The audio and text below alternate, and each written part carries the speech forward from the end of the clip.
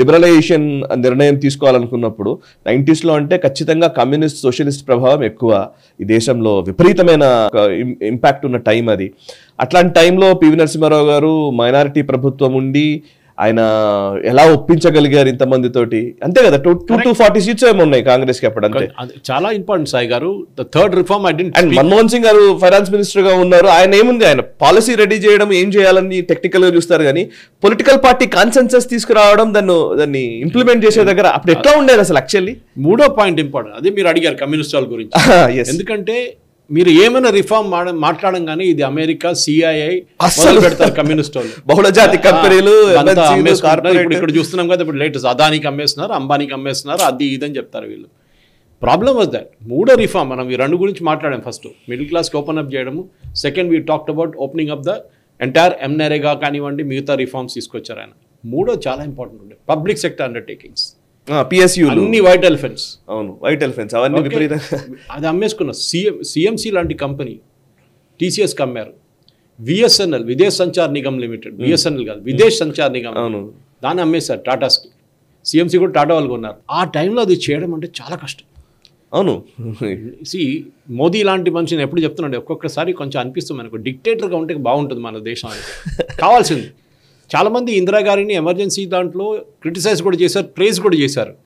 అప్పుడు చెప్పారు ట్రైన్లన్నీ టైంకి వచ్చేదంట, మీరు వాచ్ సెట్ చేసుకోవచ్చు, కరెక్ట్ టైంకి ట్రైన్ వస్తుందంట, రాకపోతే అక్కడ సస్పెండ్ ఎమర్జెన్సీలో. ఎమర్జెన్సీ పీరియడ్ చాలా మందికి నచ్చింది అది. కానీ అది నెగటివ్ దాంట్లో ఉంటే డెమోక్రసీ పోయింది, ఫ్రీడమ్ లేదు, ఏం లేదు, ప్రెస్ సెన్సర్షిప్, అందరిని జైలు వేసి అదంతా.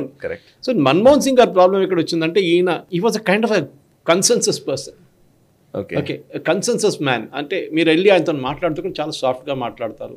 ఆయన చూస్తాను, ఆయన ఈ goes to that RBI procedure, ఆ కల్చర్ నేను దాని బయటికి వెళ్ళి ఏం చేయనని చెప్పేసి. కానీ ఆయన దగ్గర ప్రాబ్లం ఎక్కడ వచ్చిందండి సాయి గారు, ది వీక్నెస్ని కొంతమంది వాడుకున్నారు. స్పెషలీ సంజయ్ బాబు గారి బుక్లో కూడా ఉంది ఇది. పులోక్ చాటర్జీ అనే ఒక సెక్రటరీ ఉండే IAS, Sonia Gandhi right hand. Okay, ఆయన మన్మోహన్ సింగ్ ఆఫీస్కి వచ్చి, అప్పుడు రేస్ కోర్స్ రోడ్ ఉండే, రేస్ కోర్స్ రోడ్కి వచ్చి ప్రైమ్ మినిస్టర్ ఆఫీస్ నుంచి ఫైల్ ఎత్తుకపోతుండే, ఇంపార్టెంట్ ఫైల్స్ అన్ని. ఓకే, కన్సిడరేషన్లో ఉన్న ఫైల్స్ అంటే ప్రైమ్ మినిస్టర్ డిసైడ్ చేయడానికి పెట్టుకున్నారు.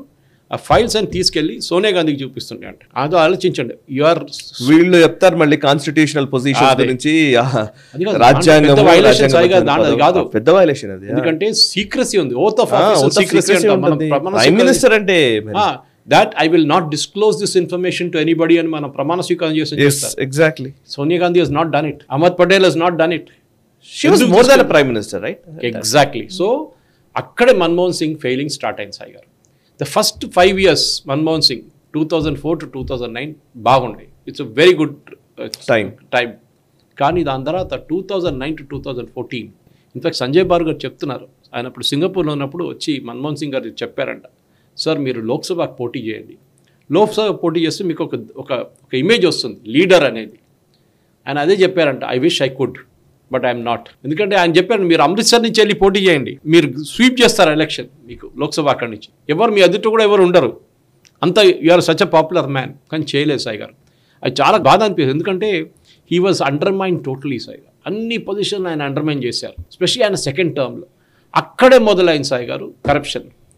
మనం చూసాం కామన్వెల్త్ గేమ్స్ కానివ్వండి, 2G కానివ్వండి, కోల్ స్కామ్ కానివ్వండి, మిగతా అన్ని స్కామ్లు అక్కడి నుంచి మొదలయ్యాయి. ఈ స్కామ్ని కంట్రోల్ చేయలేకపోతే డి రాజా లాంటి వాళ్ళు ఆలోచించండి సాయి గారు, ఒక పాలసీ చేంజ్ చేశారు ఓవర్ నైట్. ఒక టెండర్ డాక్యుమెంట్లో పాలసీ చేంజ్ చేసేసారు. మన్మోహన్ సింగ్ గారు ఏం చెప్పలేకపోయారు, ఎందుకంటే కోalition ధర్మ ఎక్కువ చెప్తే సపోర్ట్ విత్డ్రా చేస్తూ గవర్నమెంట్ ఉండదు. స్కాములు అన్నీ మనం ఎన్ని స్కామ్లు చూసాం సాయి గారు, మర్చిపోయాం. స్కార్పియన్ కానివ్వండి, ఆగస్టా వెస్ట్ ల్యాండ్ కానివ్వండి, చాలా స్కామ్స్ ఉండే, కానీ ఏం చేయలేకపోయారు. దాని కూడా సుప్రీంకోర్టు 2 మేజర్ స్కామ్స్ సుప్రీంకోర్టే పట్టుకున్నారు. ఒక 2G స్కామ్, ఒకటి కోల్ స్కామ్. రెండిట్లో సుప్రీంకోర్టే చెప్పారు there massive corruption in that. So Manmohan Singh గారు failing correct, he was a great prime minister, దాంట్లో డౌటే లేదు. కానీ ఆయన తీసుకొచ్చిన చేంజెస్ ఫస్ట్ 5 years ఆయన పరిపాలించినప్పుడు చాలా బాగా చేశారు. కానీ last 5 years I think he was a complete disaster. దానితోనే మోదీ గారు ఎలక్షన్ గెలుస్తారు. అక్కడి నుంచి BJP hit the right card అన్నమాట. దానికన్నా ముందు బీజేపీకి మెజారిటీ లేకుండా మన అందరికి తెలుసు అది. కానీ ఈ స్కామ్లతో ఏమైపోయిందంటే కాంగ్రెస్ ఇమేజ్ మొత్తం దెబ్బతింది. గల్లీలో మాట్లాడుకున్నారు స్కామ్ల గురించి, చిన్న చిన్న పిల్లలు తెలిసిపోయింది. A to Z స్కామ్స్ అని, A to Z స్కామ్స్ మొదలైంది. సురేష్ కల్మాడి, డి రాజా, ఇట్లాంటి వాళ్ళు టీఆర్ బాలు లాంటి వాళ్ళు పార్లమెంట్లో డిక్టేట్ చేస్తున్నాయి మన్మోహన్ సింగ్ గారు ఏం చేయాలని చెప్పేసి. ఆలోచించండి. అది అక్కడి నుంచే I think is failing started from there. ఒక స్ట్రాంగ్ ప్రైమ్ మినిస్టర్గా ఉంటుంటే Manmohan Singh could have taken decisions which are politically correct. కానీ పాపం ఆయనకి అది లేదు సాయి గారు. సో అక్కడి నుంచి మొదలైన scheme. In fact most of the ministers union క్యాబినెట్లో అప్పుడున్న మినిస్టర్లు అందరూ ఎట్లా ఆలోచిస్తారంటే మాకు బాసే లేడు, మాకు ప్రధానమంత్రి లేడు, నేనే ఎండ్, నేనే ఫినిష్, నేనే స్టార్ట్, నేనే ఎండ్ కథ. సో మన్మోహన్ సింగ్ అనే మనిషికి అసలు వాళ్ళు పట్టించుకోలేదు. వాళ్ళ ప్రాబ్లం ఉంటే సోనియా గాంధీ దగ్గర వెళ్తుండే వాళ్ళు డైరెక్ట్గా, అక్కడ మాట్లాడుకుంటుండే. అహ్మద్ పటేల్ దగ్గర వెళ్ళి ప్రాబ్లమ్ సార్ట్అవుట్ చేసుకుంటే, మోతీలాల్ బోరా దగ్గర వెళ్తుండే, ఆస్కర్ ఫెర్నాండెస్ ఉన్నారు, వీళ్ళందరూ కిచెన్ క్యాబినెట్. వాళ్ళు డిసైడ్ చేస్తారు ఏం చేయాలనేది. మన్మోహన్ సింగ్కి ఇన్స్ట్రక్షన్ ఇస్తారు ఇది చేయండి అని చెప్పి, ఆయన పాపం సంతకం పెడతారు. So that was I think ఈ షుడ్ హావ్ స్టూడ్ అప్. ఆయన కానీ ఏం చేస్తే ఆయన మనం చూస్తాం నరసింహరావు గారి కేసులో కూడా సాయి గారు అట్లీస్ట్ ఇప్పుడు మన్మోహన్ సింగ్ గారికి ఢిల్లీలో ఫ్యూనరల్ ఇస్తున్నారు, అఫీషియల్ స్టేట్ ఫ్యూనరల్ ఇస్తున్నారు. పాపం నరసింహరావు గారిని బాడీని కూడా ఏఐసీసీ హెడ్ క్వార్టర్స్ తీసుకెళ్ళలేదు వీళ్ళు. మనందరికి తెలుసు ఆ స్టోరీ. లాస్ట్ హైదరాబాద్ తీసుకొచ్చి నెక్లెస్ రోడ్ దగ్గర దే సెట్ ఇట్ అక్కడ ఫ్యూనరల్ పెట్టుకున్నారు. Only prime minister who didn't get it. Full serve prime minister Narasimha Rao garu, full term serve చేసిన మనిషి. ఇది మెయిన్ ప్రాబ్లమ్ సాయి గారు. దాట్ మన్మోహన్ సింగ్ గారి రోల్లో చూస్తే నరసింహరావు గారి సపోర్ట్ చాలా ఇంపార్టెంట్ ఉండే. నరసింహరావు గారు సపోర్ట్ లేకున్నా ఆయన ఇంత రిఫార్మ్స్ చేయలేరు. దాంట్లో సెకండ్ ఫేజ్లో మీరు చెప్పినట్టు వాజ్పేయి గారి తర్వాత దెన్ నెక్స్ట్ రెజీమ్లో వచ్చినప్పుడు మన్మోహన్ సింగ్ గారు తీసుకొచ్చారు. అందరు అంటారు సోనియా గాంధీ సాక్రిఫైస్ చేశారు, దానికోసం మన్మోహన్ సింగ్ని చేశారు, he was an accidental prime minister, he was an adjusted prime minister అని. కానీ అన్నీ మనం the entire gamete of operations చూస్తే సాయి గారు ఐ థింక్ ఒక వాజ్పేయి ఎరా తర్వాత నెక్స్ట్ వచ్చిన మన్మోహన్ సింగ్ ఎరాకి చాలా ఒక సిమిలారిటీస్ ఉంది, చాలా ఉన్నాయి. ఇంపార్టెంట్ పాయింట్ ఉంది సార్. యాక్చువల్లీ మీరు న్యూక్లియర్ డీల్ కరెక్ట్, ఇదే కమ్యూనిస్టులు న్యూక్లియర్ డీల్ని వ్యతిరేకించారు, but nuclear deal he went through. అది మెచ్చుకోవాలి. అది దట్ ఈస్ వేర్ అణు ఒప్పందం జరగకపోయి ఉంటే ఈ రోజు కొంచెం హీరో. కానీ అట్లాంటి టఫ్ డిసిషన్ తీసుకోలేకపోయారు. అంటే వాజ్పేయి గారి పీరియడ్ లో శాంక్షన్స్ చేశారు, ఆ తర్వాత మళ్ళీ యుఎస్ తో న్యూక్ డీల్ చేసుకోవడం అనేది correct, which is very important. That is why I'm saying. ఇప్పుడు మోదీ గారికి ఫస్ట్ టర్మ్ లో ఫుల్ మెజారిటీ ఉండే, ఏం కావాలంటే ఆయన చేసుకున్నారు. సెకండ్ టర్మ్ కూడా మెజారిటీ ఇంకా ఎక్కువైంది, ఇంకా చేసుకున్నారు. మూడో టర్మ్కి వచ్చినప్పుడు ఫస్ట్ 6 months లో మనం చూసాం కొంచెం డౌట్ ఉండే. కానీ ఒకసారి మహారాష్ట్ర హర్యానా ఎలక్షన్ వచ్చిన తర్వాత మళ్ళీ ఆయన కూడా కాన్ఫిడెన్స్ వచ్చేసింది. ఈయన పోతే పోనీ ఏం కాదులే అని చెప్పేసి ఆ కాన్ఫిడెన్స్ వచ్చేసింది. రేపు అయితే we'll hold mid term election, doesn't matter. So ఆ ఒక చేంజ్ ఆఫ్ యాటిట్యూడ్ మన్మోహన్ సింగ్ గారికి people remember great economist, great finance minister, అంతా బాగానే ఉంది. కానీ చిదంబరం లాంటి వాళ్ళని కంట్రోల్ చేయలేకపోయారు క్యాబినెట్లో.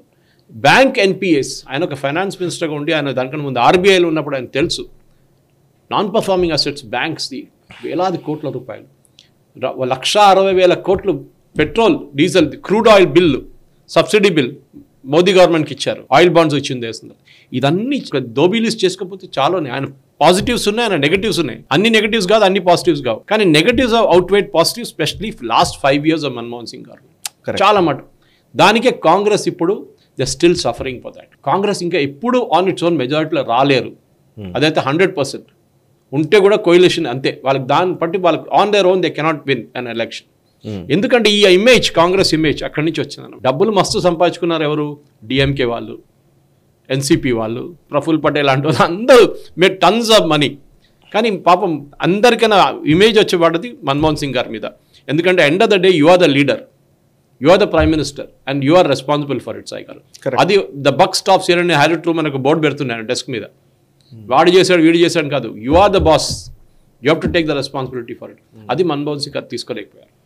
ఓకే, ఈ వీడియో మీకు నచ్చినట్టయితే లైక్ చేయండి, 10 మందికి షేర్ చేయండి. అలాగే కామెంట్ల రూపంలో మీ అభిప్రాయాలను మాతో పంచుకోండి. Nationalist hub group of channels ను సబ్స్క్రైబ్ చేసుకుని తెలుగునాట జాతీయవాద జర్నలిజాన్ని ప్రోత్సహించండి. ఈ వీడియో కింద ఉన్న బెల్ ఐకాన్ పై క్లిక్ చేయడం మర్చిపోవద్దు.